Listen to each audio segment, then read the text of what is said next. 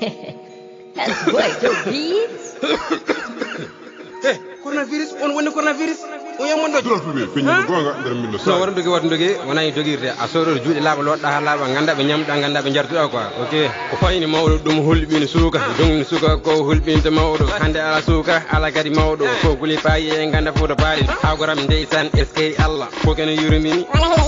Tawde payi e ganda fuuda paalen. En fo jehent mawbe leydi meden. Dendi de payi ibe kanda ko onnene suusa coronavirus. Ndeyini payi to makki sanda ko onnene suusa coronavirus. Dendi payi to khazwan murtani onnene suusa coronavirus. Ndegim payi to adam poronda ko onnene suusa coronavirus. Yallahu dandam dan lenyilam rafi o do biide coronavirus. Yallahu dandam dan julde fo rafi o do biide coronavirus. Yalla dandube kebano sellina kadi hemno coronavirus. Yalla ya fo may men julbe yurmo kadi maybe coronavirus. Coronavirus nyaw gondo ne raba metala ra ko non islam gon raba jara ko yarno me ma ko memno hukuma ko jogino poda ko fof non sika ala mbi dum fo ne raba coronavirus kanyu buru wonde saba timma lewro yim ko ne kala to muno hitane la kare hewa falta ki pasdo falta ki danjo miskina galo huma minde gando o do rafi ko altan woni gando andu ko nyamata ganda be nyamata ganda ko jarata o do rafi pote kas ko ne raba ma wanani ko ndiral dum ko na ndiral ko rentar men o do coronavirus dendi de payi ibe kanda ko onnene suusa coronavirus ndeyini payi to makki sanda ko onnene suusa coronavirus ndendi payi to khazwan murtani onnene suusa coronavirus ndegim payi to adam poronda ko onnene suusa coronavirus yallahu dandam dan lenyilam rafi o do biide coronavirus yallahu dandam dan julde fo rafi o do biide coronavirus yalla dandube kebano sellina kadi hemno coronavirus yalla ya fo may men julbe yurmo kadi maybe coronavirus hikka ko coronavirus